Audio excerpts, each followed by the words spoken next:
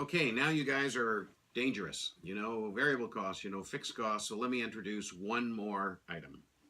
Referring to this particular slide, there is the potential that an account within your purview has elements of both fixed cost and variable cost in it.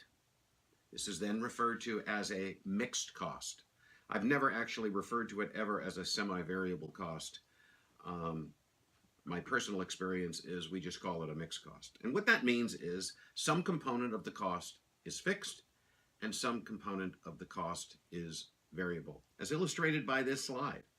So for example, if you have an electricity bill and you have them at your home, the mere fact that PG&E is hooked up to your house and you pay a basic rate, that basic rate per month is illustrated by the fixed cost line.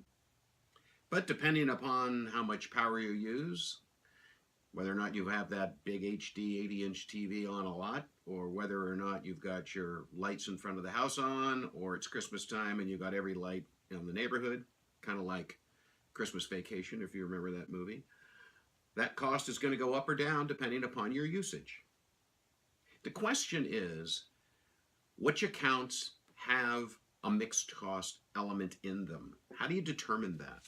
Well, it's conceivable that a firm might take and do an engineering analysis of every account and determine whether or not it's a fixed cost account or a variable cost account, and also determine whether or not it might have a mixed cost component.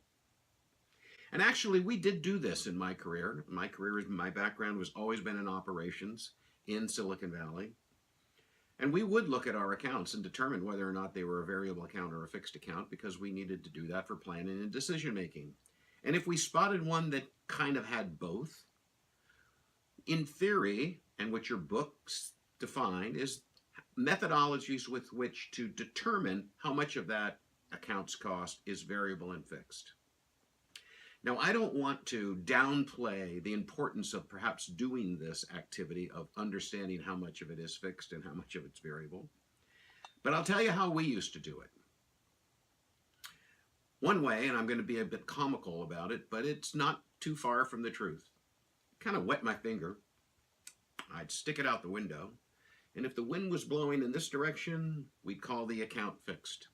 If it was blowing in this direction, we'd call it variable.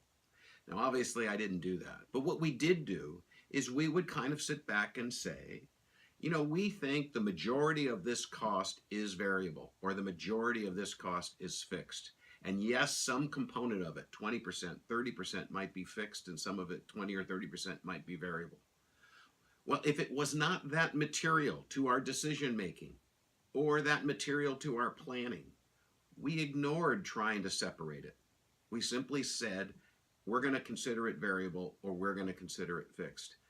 We just felt that the level of activity and the level of analysis that was necessary to forge out those two components was, you know, the law of diminishing returns. It was likely not going to change our decision making and our planning. So I recommend that you strongly consider that before embarking on some of the methods that are defined in the text, although they're very, very fine methods. So as a preamble to getting into a couple of these, I want to just emphasize the fact that apply management judgment always before embarking on analysis paralysis and getting to the point where you're quibbling over a dollar when you're dealing with millions.